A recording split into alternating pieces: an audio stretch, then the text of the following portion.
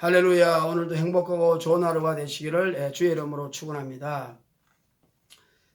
제가 이렇게 전도를 하다 보면 또 우리 노숙자분들하고 성경 공부를 할 때 보면 질문을 많이 합니다. 질문을 제가 많이 하라 그래요. 그래서 궁금하던 것을 빨리 해결할 수 있도록 말이죠. 그래서 질문을 하면 그 개 중에서 여러 가지 불가사의한 일들을 많이 질문해요. 이 세상에 불가사의한 일들이 많이 있지 않습니까? 그것이 다 성경에서 해결되느냐 안 되느냐 물어봅니다. 그러면 저는 해결된다고 말해요. 그러면서 이런 말씀을 제가 가르칩니다. 시편 18편 30절에 보면 하나님의 도는 완전하고 그 말씀은 정미하여 자기를 피하는 모든 자에게 방패로우시다. 다시 말하면 하나님을 부인하고 진리를 모르고 방황하고 헤매는 이런 모든 사람들이 있는데 그들이 철학을 공부하든 신화를 공부하든 문학을 공부하든 답이 없습니다. 그러니까 그 마귀들이 계속해서 사람은 진화된 것이다. 하나님이 없다. 성경을 부인하는 화살이 공격을 합니다. 그것을 다 막아주는 방패가 우리 하나님이시라는 거죠. 다시 말하면 예수님을 믿고 하나님 말씀 속에 들어오면 모든 것이 답이 있다는 것을 말하고 있습니다.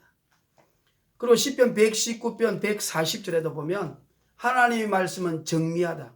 그러니까 하나님이 세상의 모든 고민, 방황이 다 하나님 말씀 마음에 오면 해결되니까 시편저자는 내가 주님을 사랑할 수밖에 없다. 이렇게 말하고 있는 것입니다. 또 히브리서 4장 12절에 보면 하나님의 말씀은 살았고 운동력이 있어 좌우에 날선 것보다 더 예리하여 우리의 영과 혼과 육과 관절과 골수를 찔러 쪼개고 우리의 생각과 마음을 감찰하시나니 또 13절에 보면 지금에 해당되는 말씀이신데 그 지으신 것이 하나도 하나님 앞에 주 앞에 나타나지 않는 것이 하나도 없고 또 만물이 우리를 상관하시는 자 주 앞에 말씀 앞에서 또 벌거벗은 것까지 드러나느니라. 이거 무슨 말이냐면 지으신 것 천한 만물이 하나님 말씀 우리 하나님 앞에 모든 것이 드러난다는 것이죠.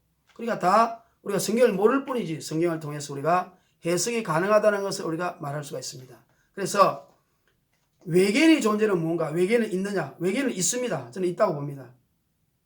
그 뉴스에도 많이 나오고 또 본 사람들도 있고 우리 조선시대에 보면요. 조선왕조실록에 보면 그 UFO의 모습이 이렇게 기록되어 있어요. 그리고 실제적으로 ET라는 영화 우리가 인디펜던스 데이 이런 걸 통해서 또 외계인이 있는 것처럼 영화를 통해서 사람들이 또 많이 나도 모르게 좀 인정하는 경우도 있지 않습니까? 그리고 또 우리가 실제로 캐나다 국방장관이 은퇴하면서 언론에서 나는 외계인과 같이 일했다. 외계인이 존재한다. 이런 말을 하고 또 미국의 네바다주가 있습니다. 거기에 에어리어 50이라는 공군기지가 지하의 큰 도시입니다. 거기에 수십 년 동안 일한 과학자가 나와가지고 나는 외계인과 같이 일했다.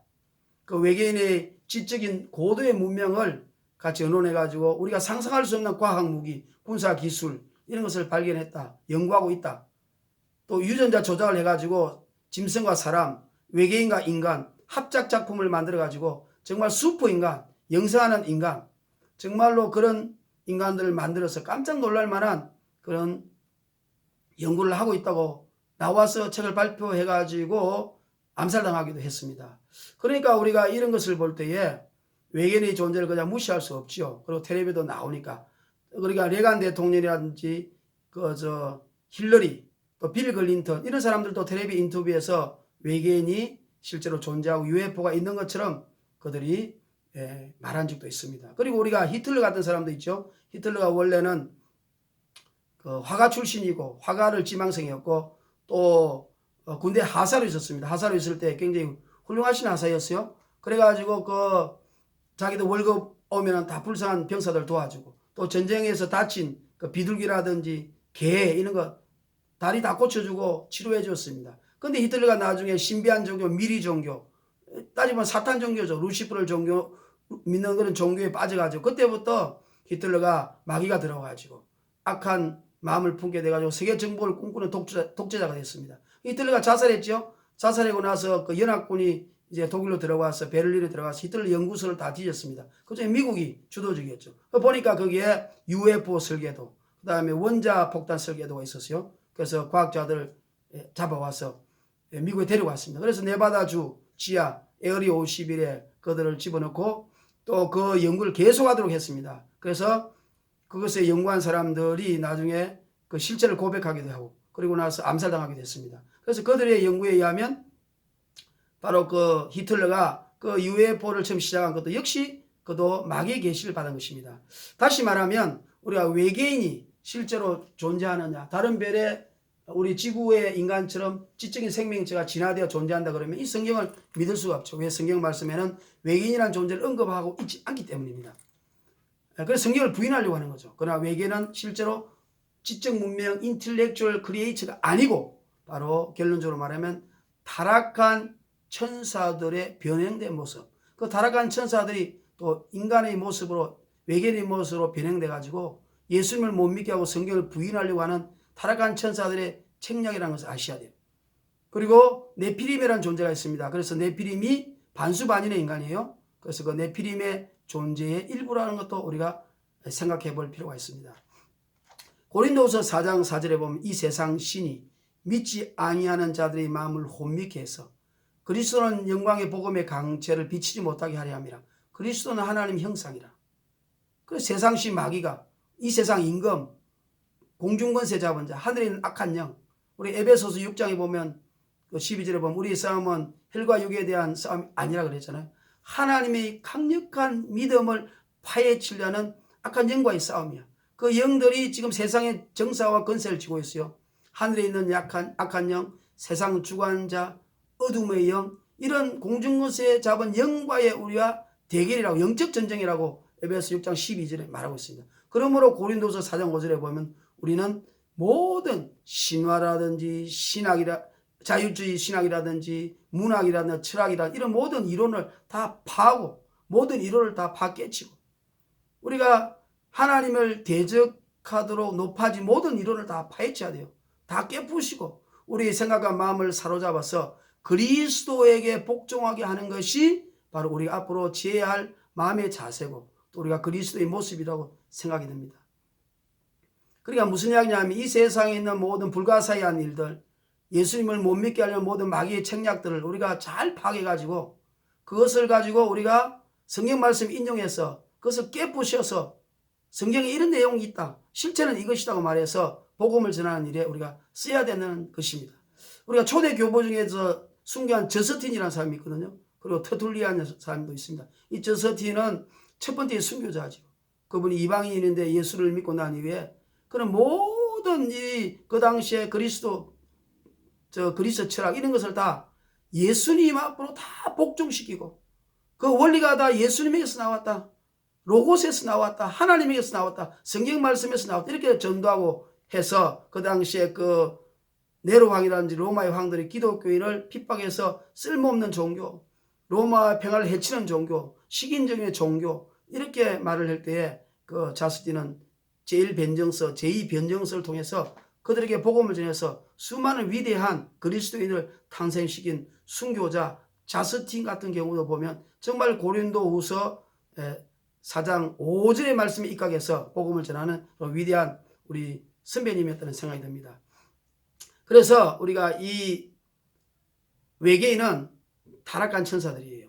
타락한 천사들이 인간의 모습으로 변모해가지고 또 네피림의 모습으로 변모해서 우리 인간을 미혹해 하려고 외계인이 있는 것처럼 이렇게 주장하는 것입니다. 그러면 이제 우리가 네피림의 존재에 관해서 잠깐 언급하자면 우리 창세기 6장에 보면요. 우리가 예수님이 이런 말을 했죠. 말세 인자가 올 때는 소돔과 고모라 때와 같고 소돔과 고모라는 그 동성연애잖아요. 동성연애가 합법화된 도시입니다. 그러니까 롯이 동성연애를 못마땅해 하니까 그들이 너희가 우리의 법관이냐? 그렇게 말하죠. 그러니까 우리의 법은 동성연애가 합법화됐다. 그래서 지금 전 세계가 동성연애가 합법화되고 있지 않습니까? 차별금지법, 평등법. 그러니까 우리가 동성연애가 합법화되면요. 우리 교회나 목사님들이 동성연애를 물론 반대해야 됩니다. 왜? 하나님이 이 땅에서도 정의를 실현해야 되니까요. 그러나 그보다 더 중요한 것은 그 뒷구절에 보면 예수님이 오실 때가 가깝다. 재림을 준비해야 되는 것입니다. 근데 노아의 때와 같다 그랬죠. 노아의 때는 보면 그렇게 돼 있어요. 사람이 계획하고 생각하는 것이 악하고 또 죄악이 간영하고 폐기함으로 하나님 신이 이들과 함께 할 수 있기 때문에 심판한다. 그게 굉장히 애매해요. 물론 이제 여러 가지 죄악의 모습들이 있겠죠. 그러나 구체적으로 나와 있지 않습니다. 우리가 추측할 뿐이죠. 그런데 거기에 보면 하나님 아들들이 사람의 딸들과 결혼하여 네피림을 낳았더라. 이 네피림은 곧 용사라. 네피림이란 말이 두 번이나 나와요.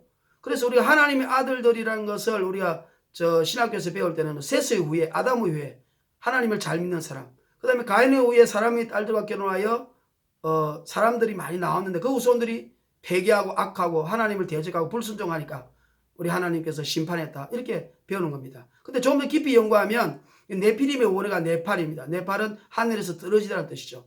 초대 교부 있죠. 우리 초대 교부들 뭐 이런 분들, 아까 말 저스틴, 터툴리안, 뭐 어거스틴, 또 이런 많은 분들이 있습니다. 이런 분들의 책을 통해서나 아니면 또 플라톤이라든지 아리스토텔레스, 또 아니면 호크마 주석에 보면요, 또 일본 주석에 보면 네팔이라는 것이 하늘에서 떨어진 존재, 그래서 하나님 아들들을 타락한 천사라고 보는 견해가 있습니다. 또 히브리어 이스라엘 그 대학에서 그 문헌을 보면, 또 원어 문으로 보면 하나님의 아들들을 타락한 천사로 분류합니다. 그래서 우리가 욥기에 보면 사단을 하나님 아들로 보잖아요. 그 당시에 인간들은 하늘에서 내려온 존재면 다 하나님 아들로 이렇게 잘못 오해를 한 것입니다. 그러므로 이 타락한 천사들이 인간과 결혼해서 아이를 낳았는데 그게 네피림이에요. 그리고 네피림은 완전히 흉측한 모습이에요. 첫째는 반수반인, 두 번째는 거인입니다. 그래서 반수반인이라는 것은 우리가 스핑크스 보면 사자와 사람, 그 다음에 우리가 삼손의 다곤 신상도 보면요, 물고기와 사람이잖아요. 그리고 우리가 중국의 사망 5제 보면은 하와시, 뭐 신농시, 복희시라고 있어요. 그 복희시 같은 경우는 사주관상을 만들었죠. 그 마귀의 계시를 받은 겁니다. 그 모습이 보면요, 뱀의 모습의 사람 얼굴이에요. 그 세계 곳곳에 보면요, 유적지나 그 신화나 그들의 그 전설에 보면요, 반수반인이 많이 있어요. 그 벽화에도 많이 발견되잖아요. 그럼 이것은 우리가 그냥 볼 수가 없는 겁니다. 아마 그 실제로 그런 존재들이 있지 않을까. 그러니까 하나님께서 그 당시에 우리 하나님의 형상을 이렇게 아름답게 지었는데 마귀가 하나님의 영광을 가르치고 자기의 형상으로 인간을 만들려고 하는 그런 계략을 하시고, 그러니까 적그리스도의 모습, 마귀의 흉측한 모습, 반수반인 완전 흉악한 모습의 인간을 만드니까 하나님이 그때 심판했다, 이렇게 볼 수 있는 것도 지금은 가능하다고 생각합니다. 왜냐하면 지금 우리가 한양대 김상영 교수님도 보면요, 그 강의 나와서 지금은 인간이 유전자 조작을 해가지고 머리는 금발, 눈은 뭐 파란색, IQ는 아인슈타인처럼, 이게 힘은 우리가 천하장사처럼, 또 달리게 하는 거는 벤 존슨처럼, 뭐 이런 식으로 아주 유명한 사람의 유전자를 조작해서 슈퍼인간을 만들 수 있다고 말하거든요. 그리고 또 여러분 영국의 버킨스와 미국의 국방연구소 같은 경우는요, 인간을 유전자 조작을 해가지고 사자인간, 소인간, 말인간, 메뚜기인간, 이런 인간들의 반수반인을 만들어서 지금 한 150종, 200종을 이게 한 3개월인가 키워가지고 깨구리인간 같은 것도 제가 동영상을 갖고 있어요. 다음에 보여드릴게요. 그런 모습으로 지금 만들고 있다 그래요. 그것도 또 놀라운 사실은 그들에게 또 인간과 똑같은 법 인격을 주겠다는 거죠. 그러니까 앞으로 우리 인간은요, 어떤 모습을 변하면 지금 같은 인간이 있어요. 우리 인간은 아주 미개한 인간이 되는 겁니다. 그러니까 유전자 조작을 해가지고 슈퍼인간, 영성한 인간, 말처럼 힘이 센 인간, 사자처럼 힘이 센 인간, 그럼 정말로 무엇이든지 초능력을 발휘할 수 있는 인간, 사자처럼, 또 어떤 모습은 뭐 기린처럼, 우리가 스타워즈에 보면 그 어떤 혹성에 가니까 바에서 사람도 있고 뭐 말처럼 생기고 기린처럼 생긴 것들이 서로 대화하잖아요. 그들 다 인간이야. 그들도 인간으로 법 인격을 주겠다고 지금 국제법, 세계본부 이런 데서 법을 준비하고 있어요. 그리고 인공지능 로봇도. 그러니까 이제 소피아 같은 인공지능 로봇은 지금 사우디아라비아의 주민등록을 받아가지고 살고 있지 않습니까? 그러니까 우리 인간은 진화론을 일하면 계속 진화돼야 돼요. 그게 정상입니다. 그러니까 우리처럼 열등한 인간, 힘이 없는 인간, 병 걸리기 쉬운 인간, 나약한 인간, 이런 인간들은 자꾸 폐기 수준으로 가고 유전자 조작을 해가지고 이상한 모양의 인간으로 자꾸 만들려고 하는 마귀의 책략이 있는데, 그것이 바로 우리가 네피림으로 해석할 수 있는 것입니다. 그러므로 이 마지막 시대에 우리가